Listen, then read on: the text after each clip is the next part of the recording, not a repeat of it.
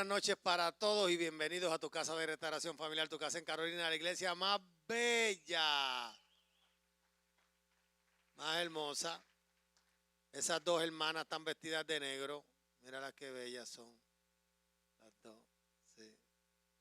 No, parecen hermanas, pero no, son madre e hija.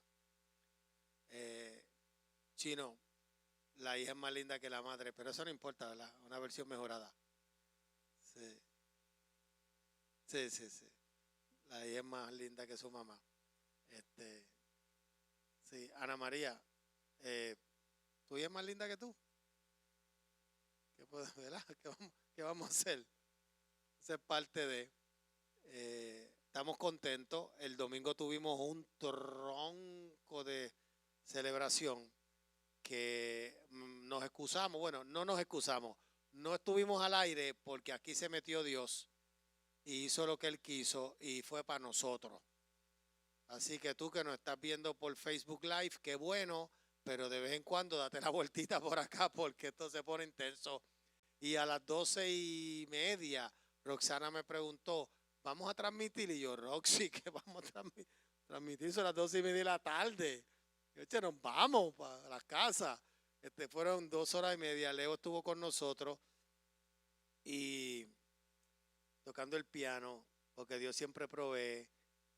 Y empezamos a las 10 de la mañana, el devocional, porque los últimos domingos de mes tenemos ayuno congregacional a las 9 de la mañana y a las 10 empezamos a adorar a Dios.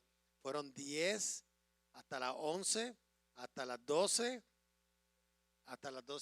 2 horas y media, non-stop adoración. Mi nieto me dijo que se oía abajo a la iglesia de niños, porque llegó un momento que habían 50 mujeres y un hombre.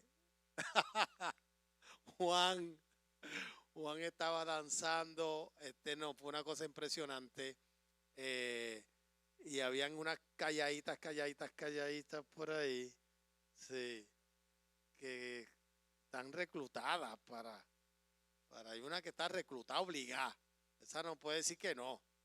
Le dije a Leira, muchacha, agárrala y ponle las manos encima y reclámala para ese ministerio.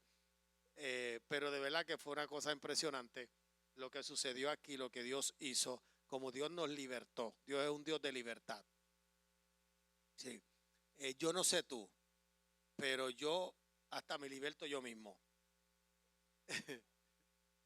Sí, yo cuando las cosas se ponen difíciles, me impongo las manos y digo en el nombre de Jesús, fuera. Porque la gente está equivocada. No sé cuál es el tabú.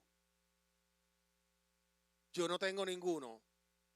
Si yo me descuido en un área de mi vida, Satanás toma ventaja y me atrapa. Y yo sé que los cristianos no podemos estar poseídos por los demonios.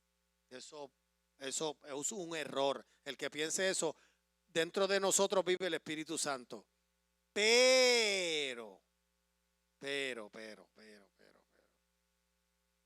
Hay influencia demoníaca en nuestra vida.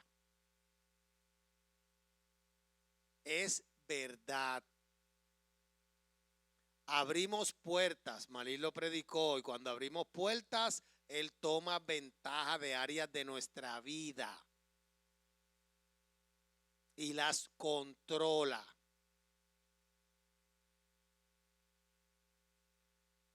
E influye. Y hay áreas de nuestra vida donde tenemos que ser libres. Y yo creo en eso. Y yo creo que si yo me descuido, hay áreas en mi vida que comienzan a ser atadas por Satanás y él las comienza a controlar. Por eso es que tú ves a cristianos muy maduros en unas áreas de su vida, pero en otras no. ¿Cierto o falso? ¿Estoy diciendo la verdad? Hay cristianos con áreas muy débiles en sus vidas.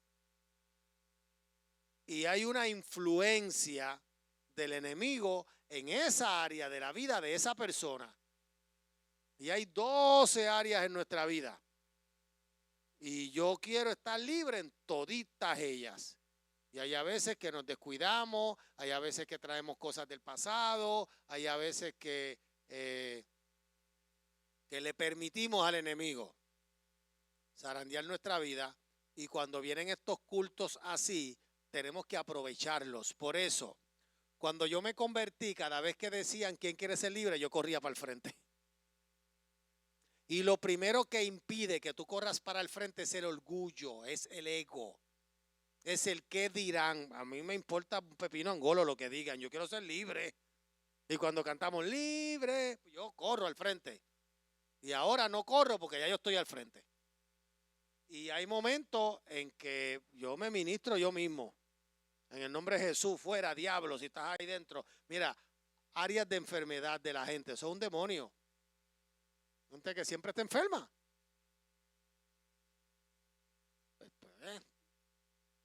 Hay gente que siempre está triste, eso es un demonio. Hay gente que siempre está deprimida, eso es un demonio. Que está controlando esa área de tu vida.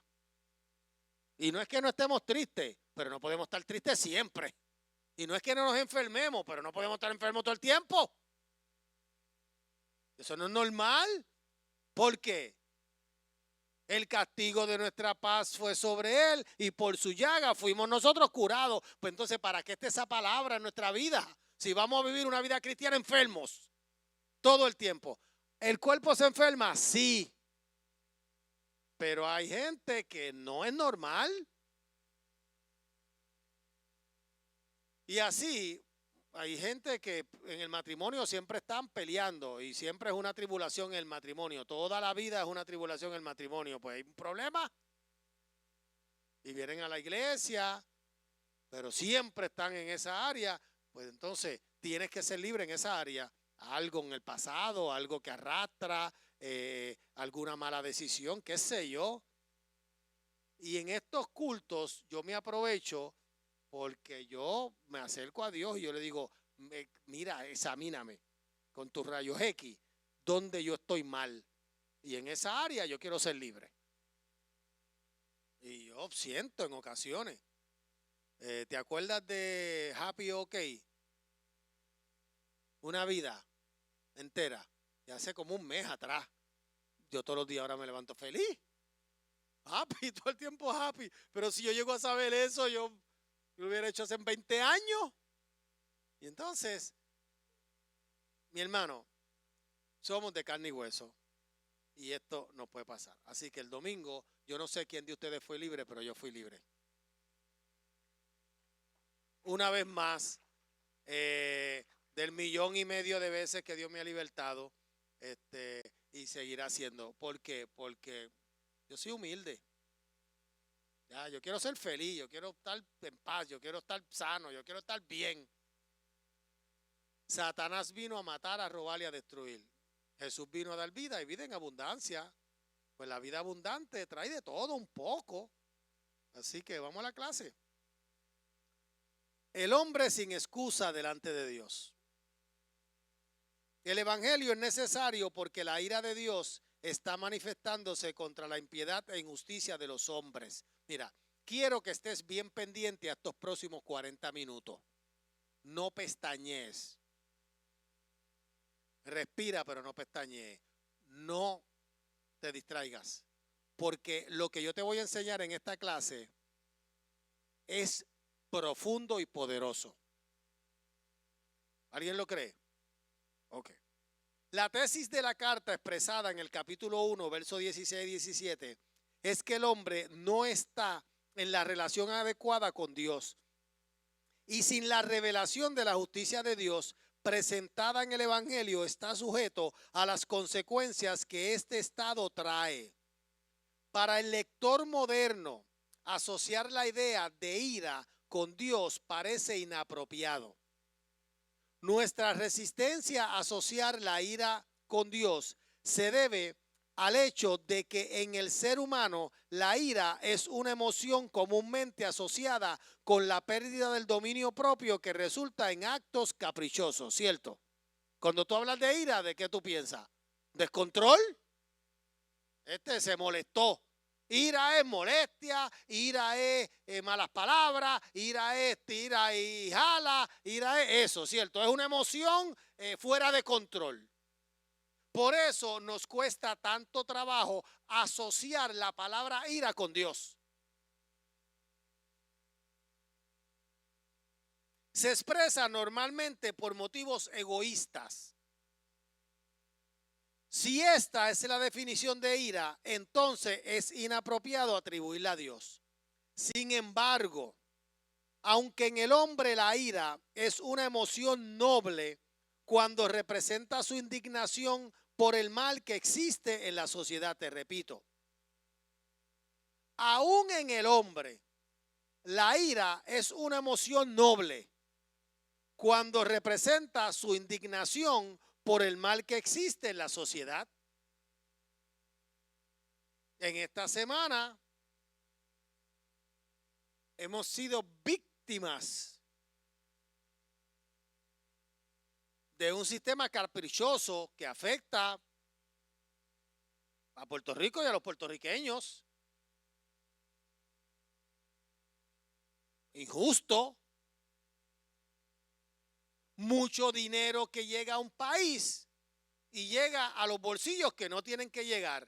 Y a donde tiene que llegar ese dinero no llega. Pues eso es indignante. Cuando el apóstol habla de la ira de Dios, está señalando que Dios no es pasivo en relación con el pecado. Porque nosotros lo somos. Mira, los cristianos no podemos estar por ahí peleando con la gente, pero no podemos negociar con lo que está mal. No podemos llamar a lo malo bueno, pero a veces somos demasiado condescendientes con el pecado, al extremo de aún mezclarnos con ellos. El término indica la oposición firme y efectiva de Dios hacia el mal. Más que emoción, la ira es una actividad divina, la resistencia de Dios al pecado. A veces se ha pensado que la ira de Dios se opone a su amor. Pero bien se ha dicho que Dios no podría amar el bien si no odiara el mal. Uno de los salmos que a mí en una ocasión me estremeció, David escribió, no recuerdo cuál fue el salmo, aborrezco a los que hacen iniquidad. Y dije, ¿cómo David puede aborrecer a esa? Pues sí.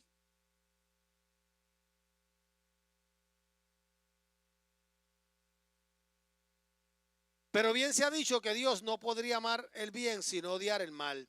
Las dos actitudes son tan inseparables que debe tener los dos sentimientos o ninguno de los dos. De modo que la ira de Dios es la otra cara de su amor, porque en su oposición resulta y activa hacia todo lo que es malo, todo lo que hace daño, todo lo que destruye, todo lo que priva al hombre de ser lo que Dios quiere que sea. Dice el texto bíblico que la ira se manifiesta. Dios se opone a todo lo injusto, a todo lo malo. Y a veces creemos que Dios corra con la de nosotros. Dios no va a estar de acuerdo con lo que está mal. A veces, inclusive quisiéramos que Dios nos haga justicia haciéndole mal al prójimo. Dios no es vengativo. Y entonces la línea es demasiado fina.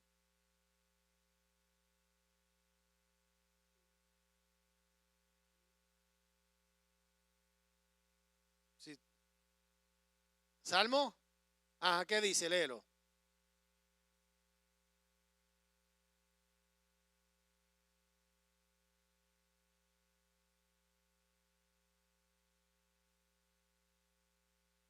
Ay, Aborreces.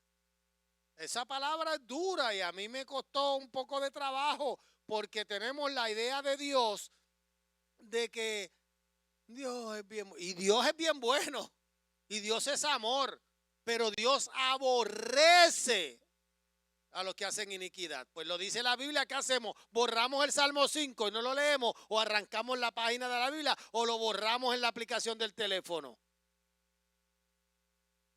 Entonces, Dios aborrece al que hace iniquidad, punto. ¿Por qué? Porque está mal. Y Dios se opone a todo lo que está mal.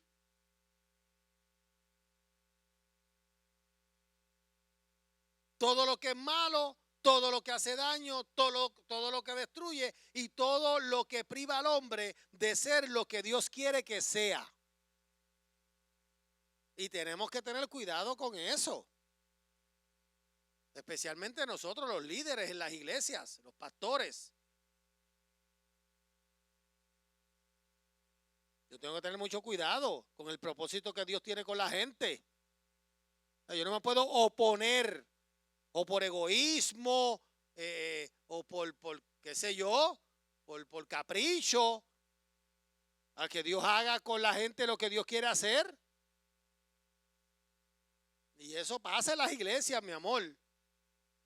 Hay iglesias que si tú no le caes bien al pastor, tú estás frito. O a la pastora, estás frito, te puedes ir.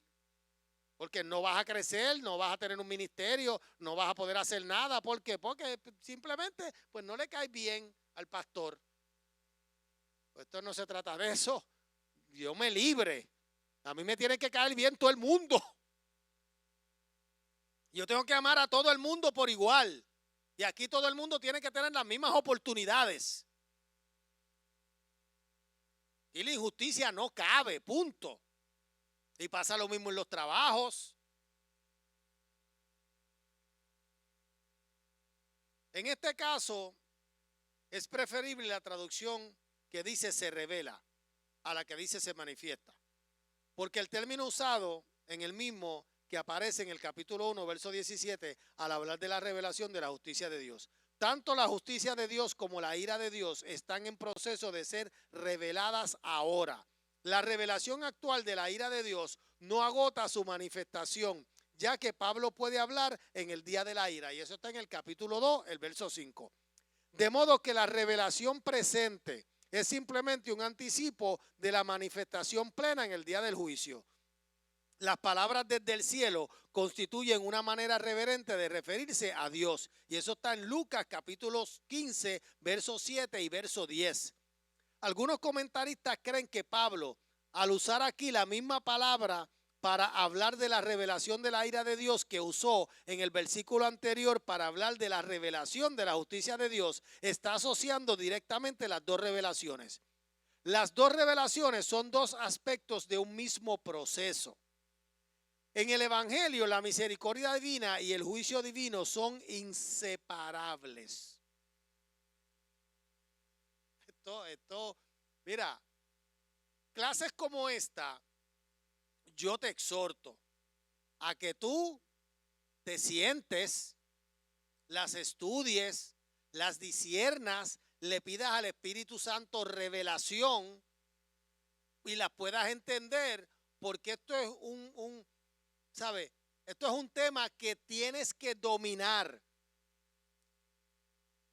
La misericordia divina y el juicio divino son inseparables. Tú no puedes separar una cosa de la otra. Porque el juicio es por misericordia. Una de los temas de la Biblia, uno de los libros de la Biblia que a mí me consterna es el juicio del diluvio.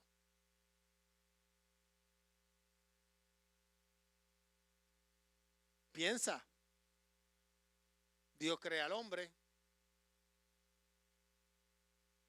el hombre se multiplica como Dios dijo, llega el pecado, mucha gente nace, hay gigantes en la tierra y un día Dios decide que su espíritu no va a contender con el hombre para siempre, porque los pensamientos constantes del hombre son de continuo el mal. Y envía agua desde el cielo y todo el mundo, con excepción de Noé, su esposa y sus hijos, mueren. Pues ¿quién se explica eso? Piensa. Y si tú no tienes conocimiento de que la misericordia y el juicio divino son inseparables, te confundes. Por eso Cristo vino a restaurar la imagen del Padre, porque mucha gente, la imagen que tienen de Dios es una imagen totalmente equivocada. Pero cuando tú estudias el diluvio, tú te das cuenta de que la maldad de la humanidad en la tierra era a tal extremo. Las injusticias que se cometían eran a tal magnitud que Dios dijo, no, yo no puedo seguir permitiendo esto. Esto tiene que parar, esto tiene que acabar. Y son cosas muy complejas de entender. Porque la misericordia divina y el juicio divino son inseparables. De hecho, la revelación plena de la ira de Dios no se ve en las consecuencias desastrosas del pecado en la vida de los hombres, sino en los acontecimientos de Getsemaní y Gólgota. Y aquí te vuelo la cabeza. Piensa, te lo voy a leer de nuevo. La revelación plena de la ira de Dios no se ve en las consecuencias desastrosas del pecado en la vida de los hombres, sino en los acontecimientos de Getsemaní y Gólgota. Alguien que me explique esto. Porque esto es pesado, tan pesado que te pone de rodillas cuando tú estás analizando y pensando en esto. Mira, hermano, te lo voy a tratar de explicar como yo pueda. Toda la maldad del ser humano, todas las atrocidades humanas de unos contra los otros y de unos contra Dios, todos los pecados horrendos, horribles, todas las injusticias, todos los asesinatos, las violaciones, los abusos, toda esa maldad completa, toda. ¿Sabes lo que Dios hizo con todo eso? Lo puso sobre su Hijo. Obediente, nunca pecó, nunca tuvo un mal pensamiento, nunca dijo nada incorrecto, nunca hizo nada en contra de nadie, nunca jamás en 33 años, y toda la maldad de la humanidad Dios la colocó, toda la ira de Dios, toda la justicia de Dios se la puso sobre los hombros en Getsemaní. Por eso su sudor era como gotas de sangre. Sus capilares se rompieron. Por eso su corazón en la cruz estalló. Ahí es donde se manifiesta. Ahora dime si eso no es amor.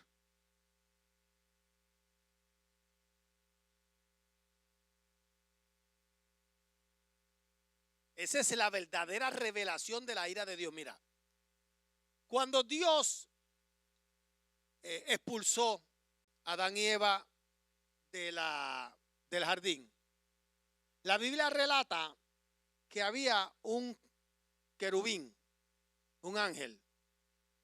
Querubín, creo que era querubín, un ángel. En la puerta del jardín con una espada desenvainada. ¿Alguien sabe de qué estoy hablando? ¿Estamos bien? Ok. Dios colocó allí un ángel con una espada desenvainada para que en la condición pecaminosa del hombre no volviera al jardín. Ok. La ira de Dios por el pecado del hombre. Cuando Cristo estaba en la cruz, ok, un soldado le espetó la lanza. Ahí fue que Dios dijo, mi ira la satisfago aquí, en este cuerpo, en el cuerpo de Cristo. Esa es la revelación de la ira de Dios sobre un hombre inocente que era su único hijo. Pesado. Esto lo escribió Pablo. Por eso leer la carta a los romanos te quita el velo de los ojos y tú puedes entender de qué se trata de verdad el evangelio. La revelación de la ira de Dios es contra toda impiedad e injusticia de los hombres. Esta frase identifica el objeto contra el cual está dirigida la ira de Dios. No es entonces la expresión de una furia indiscriminada y sin control, sino la resistencia del Dios santo y misericordioso a la impiedad e injusticia de los hombres.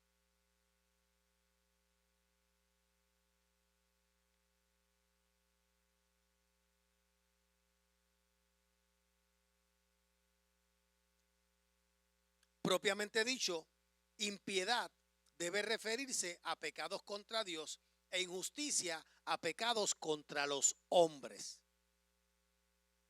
Por lo tanto, algunos intérpretes han encontrado en el primer término una referencia a los primeros 4 puntos de los 10 mandamientos y en el segundo una referencia a los últimos 6. Lee los mandamientos, te vas a dar cuenta que los primeros 4 son pecados contra Dios y los otros 6 son pecados contra el prójimo. Sin embargo, el consenso de los comentaristas es que no es posible distinguir tan cuidadosamente entre los términos en este caso.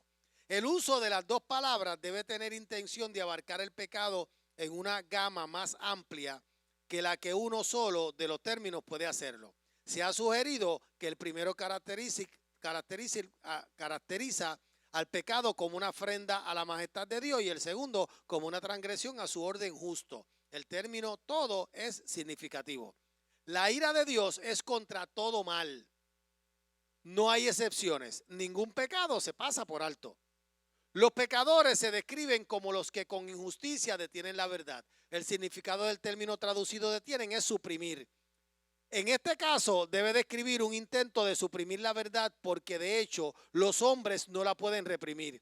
La verdad debe referirse a la verdad accesible a todos los hombres, no a lo que Dios ha revelado a través de Jesucristo. El pecado es siempre un asalto a la verdad, un intento de enterrarla, de borrarla de la memoria, pero no es más que un intento siempre condenado a fracasar. Romanos 1, 18 y 19, ¿qué dice? Porque la ira de Dios se revela desde el cielo contra toda impiedad e injusticia de los hombres que detienen con injusticia la verdad.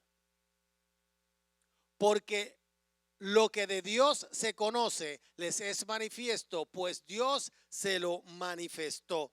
El argumento sigue en una cadena lógica, como lo indica la palabra porque, con que se introduce el verso 19. Este versículo provee la razón de lo dicho en el versículo anterior, o sea, la razón de la revelación de la ira de Dios, o la razón porque los hombres pueden caracterizarse como los que con injusticia detienen la verdad. Mire, hermano, usted sabe lo que es una exégesis.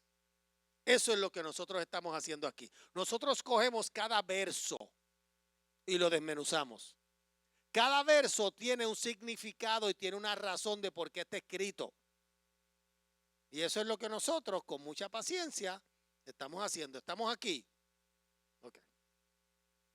El apóstol dice que lo que de Dios se conoce es evidente entre ellos. La frase traducida, lo que se conoce, puede significar lo que se puede conocer.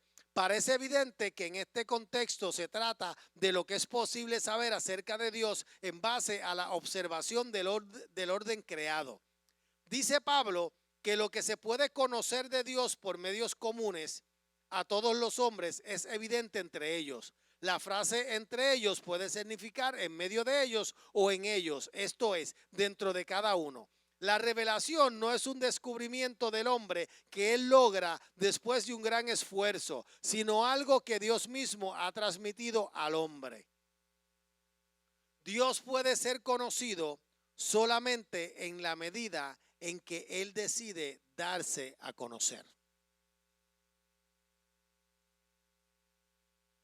Lo que tú y yo conocemos de Dios es lo que Dios mismo nos ha revelado. Nadie puede conocer a Dios por esfuerzo propio. Eso es imposible. Dios es un enigma. Dios es, sabe, sobrepasa nuestro entendimiento. Por eso es que tenemos que pedirle a Dios revelación. Revélanos tu amor, revélanos tu propósito, revélanos qué tú quieres que hagamos. Solamente revélanos. Dinos. La iniciativa siempre es suya. La expresión lo invisible de Él, literalmente las cosas invisibles de Él, son sus atributos invisibles.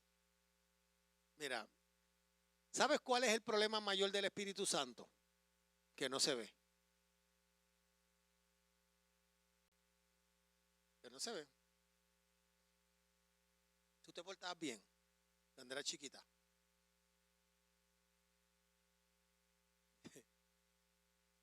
No, tú no te portabas bien. Seguro, hacías travesura. La pregunta es ¿cuándo? No le voy a preguntar a ella, no la quiero comprometer. ¿Cuándo tú hacías las travesuras? ¿En qué momento del día? ¿Cuándo? ¡Ah! Cuando papá y mamá no estaban. Seguro. Hay que ser bien carelata para portarse mal cuando está el papá en la casa o la mamá. Eso no. Hay algunos que sí, pero son excepciones. La gran mayoría hacen sus travesuras cuando ¿qué? Cuando no los ven.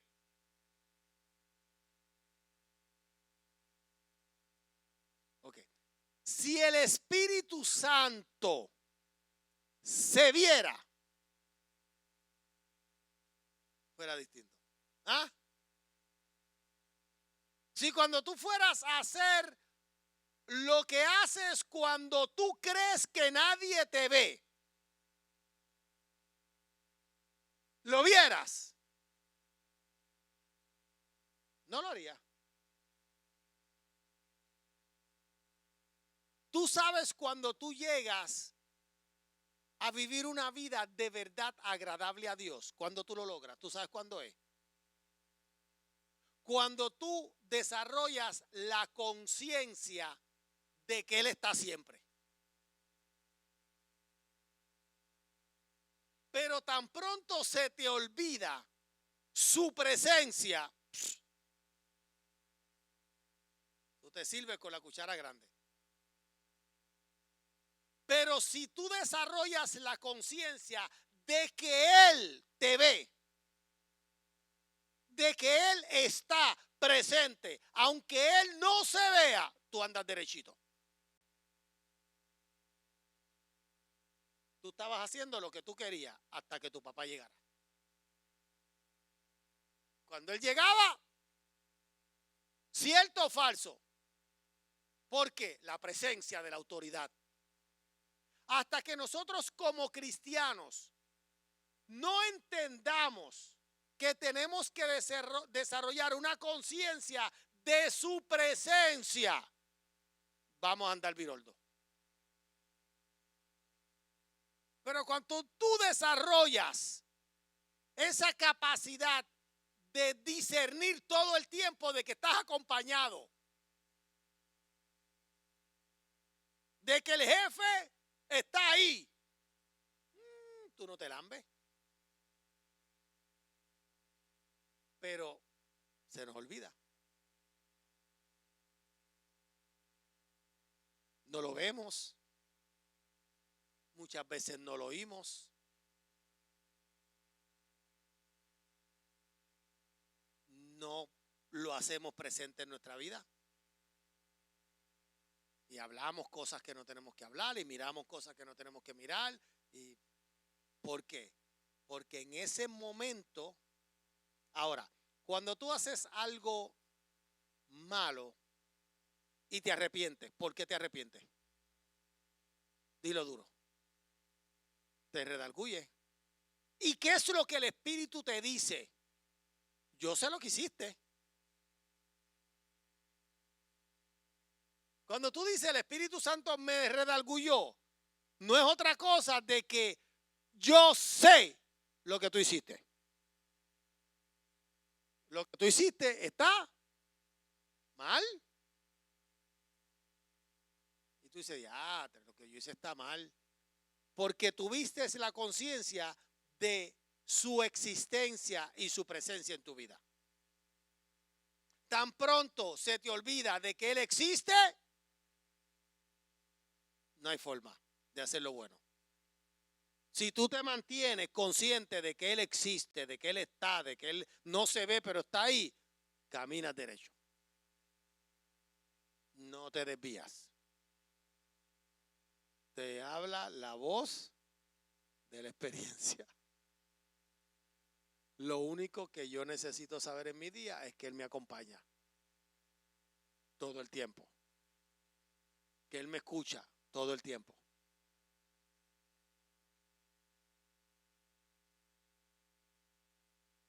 En relación con sus atributos invisibles se mencionan explícitamente su poder y deidad.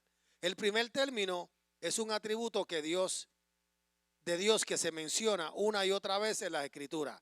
Tan característico es de Dios que llega a ser prácticamente un sinónimo de Dios mismo.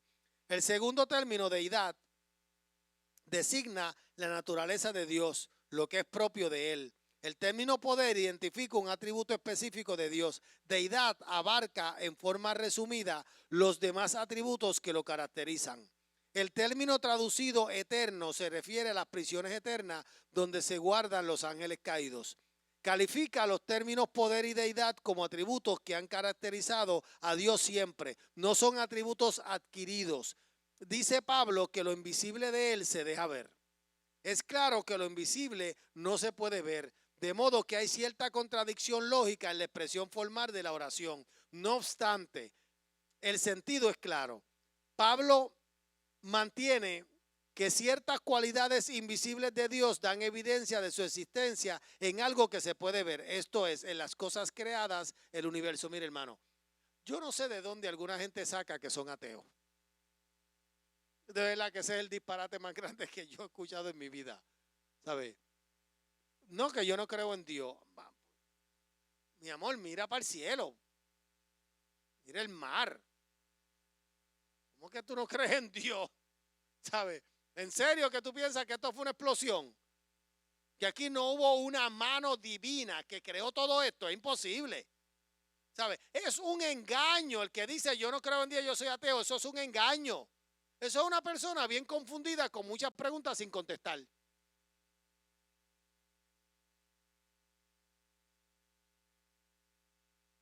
Porque es que es imposible no creer en Dios. Si lo que Pablo quiere decir es que lo invisible de Dios se ve.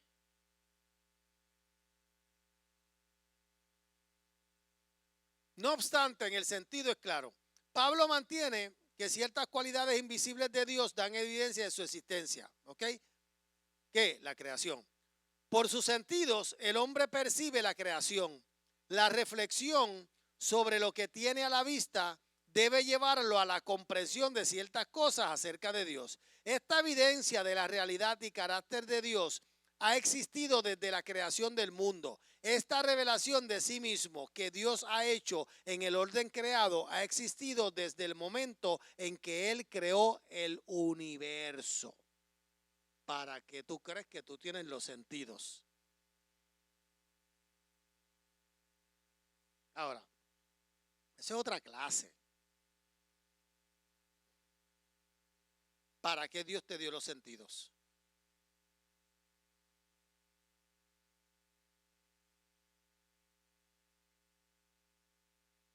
Dios creó el mundo, te creó a ti, con un espíritu para tú comunicarte con quién, con Él. Creó con un alma para tener sentimientos, emociones, decisiones y todo lo demás, pero te creó con un cuerpo con sentidos. Imagínate un ser humano sin los 5 sentidos. ¿Cómo que sería eso? Entonces, Dios te creó con 5 sentidos. ¿Para qué? Para tú poder tener contacto con su creación. Tú miras un arcoíris y tú dices, wow, qué bueno que tengo vista, porque es bello. Tú miras el firmamento, tú escuchas las olas del mar y tú dices, wow, escuchas la música. No el reggaetón, por favor. Porque eso hiere tus sentidos auditivos. Pero tú escuchas una linda melodía, tú escuchas la adoración, tú escuchas canto de ángeles y tú dices, wow, esto está tremendo. Tú tocas a tu esposa, a tu esposo, a tus hijos. Los sentidos son hermosos. El problema es que cuando Satanás se apodera de tus sentidos, pierden la razón de ser. Porque con la misma mano que tú acaricias, tú golpeas.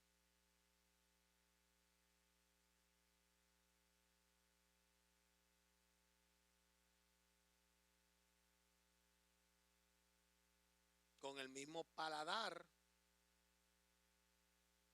que tú disfrutas una buena cena. Hay gente que lo usan para cosas que no están bien. Entonces, Satanás se ha encargado de que el ser humano viva por los sentidos. Y cuando tú piensas en los placeres de la vida, hay placeres que tú puedes disfrutar con tus sentidos que son buenos, pero hay otros placeres que son pecaminosos.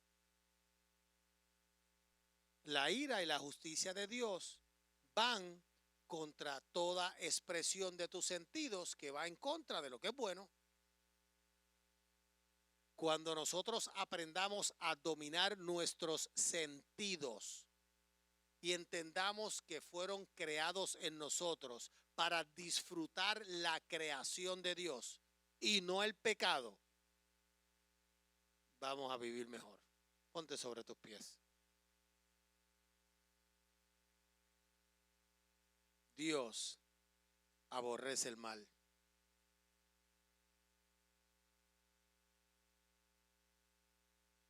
Pronto la clase se va a poner buena. Es más, te adelanto que desde la próxima en adelante.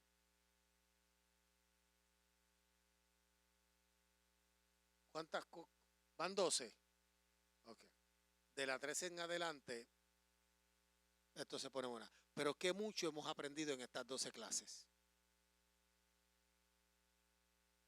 Qué mucho nos hemos acercado a Dios en estas 12 clases. Como hemos entendido el propósito de Dios para nosotros y de qué se trata el Evangelio, de qué se tratan las buenas noticias. Como Dios nos ha confrontado con nuestra propia realidad de que todos somos culpables y que necesitamos un Salvador. Y cuando tu vida llega ahí y tú entiendes que tú necesitas redención, que tú necesitas un Salvador, que tú necesitas a Cristo, ganamos.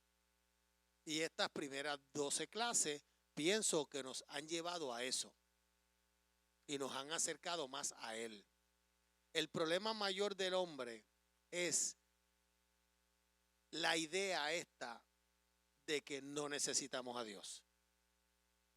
La idea esta de autosuficiencia, la idea esta de que yo puedo. Y la realidad es que no podemos, que lo necesitamos a Él. Antes de terminar con esta transmisión, repite esta oración con nosotros. Jesús, perdona mis pecados, lávame con tu sangre y escribe mi nombre en el libro de la vida. Hoy yo te acepto, hoy yo te confieso como mi único y exclusivo Salvador. Espíritu Santo, ven a morar en mí, en el nombre de Jesús. Si hiciste esa oración, todos tus pecados han sido perdonados. Bienvenido a la familia de Dios. Conéctate nuevamente con nosotros el domingo. Estamos acá a las 10:30.